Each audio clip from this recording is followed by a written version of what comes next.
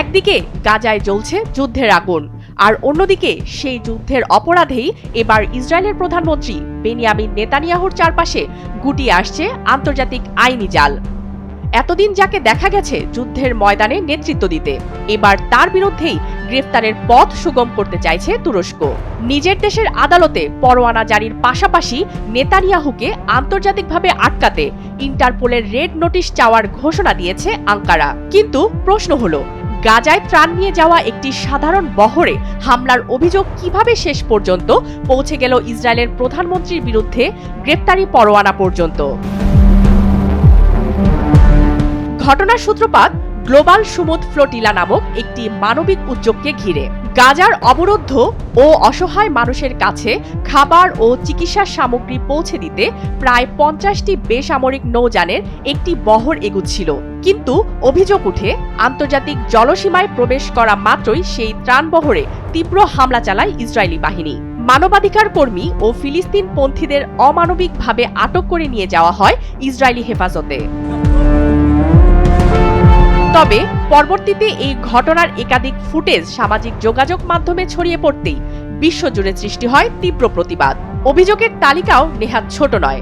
গণহত্যা, মানবতা বিরোধী অপরাধ এবং গুরুতর নির্যাতনের মতো আন্তর্জাতিক আইন লঙ্ঘনের দায়ে দায়ের হয়েছে মামলা। আর এই আইনি প্রক্রিয়ায় সরাসরি আসামি হিসেবে উঠে এসেছে নেতানিয়াহুর নাম।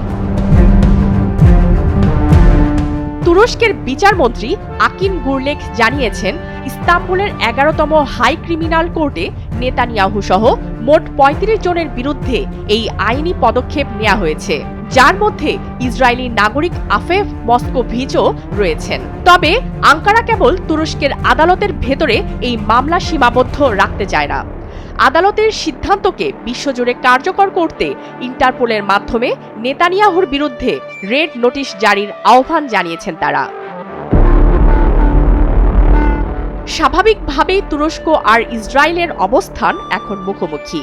তবে রেড নোটিশ বাস্তবায়িত হলে নেতানিয়াহুর যে কোনো আন্তর্জাতিক সফর মারাত্মক আইনি ঝুঁকিতে পড়বে।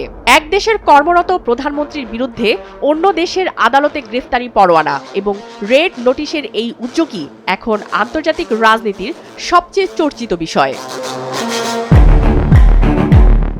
বিশ্ব মানচিত্রে কি তবে সত্যি নেতানিয়াহুর জন্য নিরাপদ সফরের পথ সংকুচিত হয়ে আসছে?